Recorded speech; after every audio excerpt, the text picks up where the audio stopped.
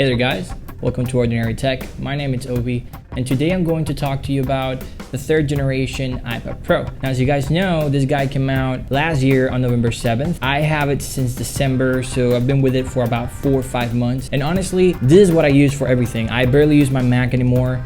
This is my day-to-day for classes, for school, for personal, anything I want to do. I mostly do it on the iPad Pro. So I want to talk to you about the redesigned features in the hardware and how they apply to the user experience. The current OS, how it works right now with the iPad Pro, its limitations, and overall what I do day to day with it. So maybe you guys could get an idea of how good the iPad Pro has become, and if you guys haven't purchased one and you guys want to get one, maybe this will convince you. So let's take a look.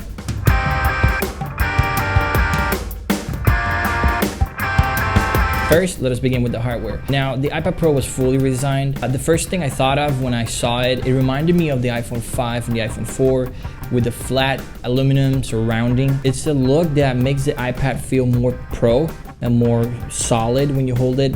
I don't know, it's a look that I liked right away when I saw it. Another addition to the iPad Pro on the side is the magnetic charger for the second generation Apple Pencil. I don't know what the idea was for the first Apple Pencil, but this is the way it should have been from the beginning. I mean, it's just, you put it there, it attaches and it charges automatically. Now, this iPad Pro comes with 4 speakers, 2 on each side. It's gonna give you a nice stereo sound for movies, for music, for games even. It sounds really good, and you'll be surprised how loud this thing can sound. On the back of the iPad, we got magnets now. It can be used to attach covers, and also in the back we're gonna have the smart connector for like the smart keyboard from Apple. I don't know how other companies are gonna be able to adjust to that, but it's there. So hopefully somebody else can take advantage of that. Additionally, we also have the camera, which as we know is a 12 megapixel camera. It's a good camera. It does the job for taking videos, photos, all kinds of stuff. Now, the front of the iPad was also redesigned. This is a 12.9-inch iPad, and you can see now that the corners of the screen are round, which give the iPad a nice symmetrical look, especially now that the bezels are the same size all the way around. The display is what they call Liquid Retina LED backlit with ProMotion for faster refresh and True Tone, so it won't affect your eyes as much. It's a really good display. Like, the video will never do it justice, so whenever you have the chance, hold one in your hands and just take a look at those colors. It really looks really good. Also on the front of the iPad, we got the True Depth camera system. It contains a 7 megapixel camera. It has a dot projector and a flood illuminator. Now that is what is going to allow Face ID to work on the iPad Pro. Actually, this Face ID is much better than the iPhone's Face ID. It works on landscape and it works on portrait. It even works upside down. In fact, if you're covering the camera while you're trying to unlock your iPad Pro, it will tell you that there's something in the way. So it's a very good system. Finally, but most importantly, is USB-C. Now, USB-C was a feature that a lot of people were requesting, and it makes sense. I mean, it's a universal port right now. It has multiple functionalities. It gives a lot of power to an already powerful iPad.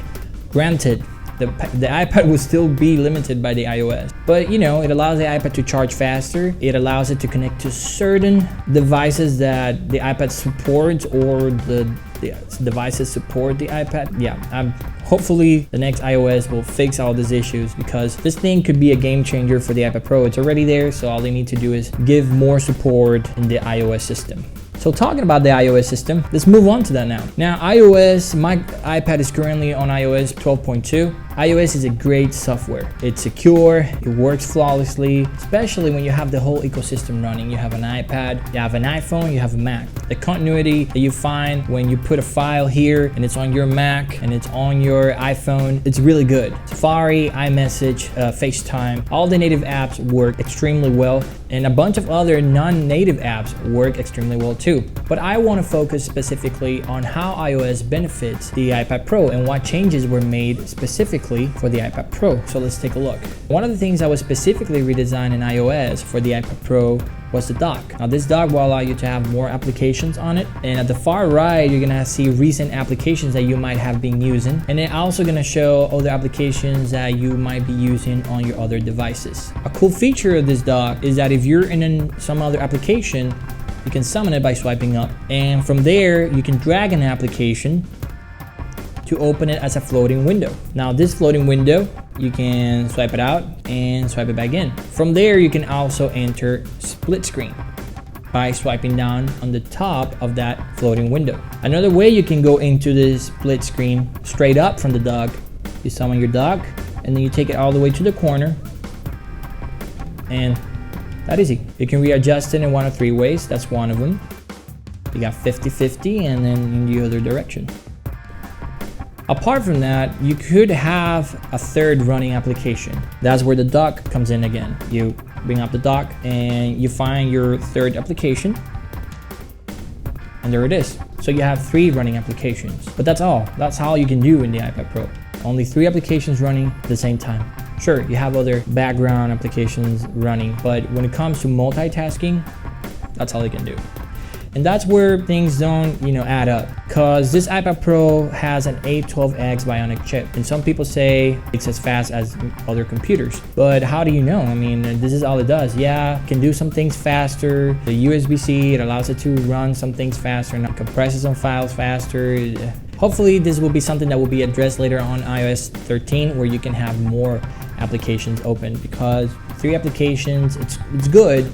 And even then, you can't really use the 3 applications at the same time. Think about it. You have to use this one, but if you want to use that one, you either dismiss the 3rd application or you have to throw it to the other side. It's multitasking, but it's very limited multitasking. Another thing I wanted to talk about in iOS is Siri.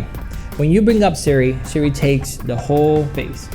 That is something that I don't really understand. I don't know why when I'm trying to use my iPad Pro and I try to use Siri, she has to take the whole screen. Why can she not have her own floating window? Something like that. I hope, which I doubt, but I hope that will be something that would address in iOS 13, because I like to use Siri quite a bit. I use it on my iPhone and I use it a lot on my iPad Pro, but it's very limited to what you can do, because she's always on top of everything. So whatever you're doing, she interrupts you trying to help you, which is funny. And another thing that I hope iOS 13 fixes is the Files app. The Files app is good for storing files. That's it.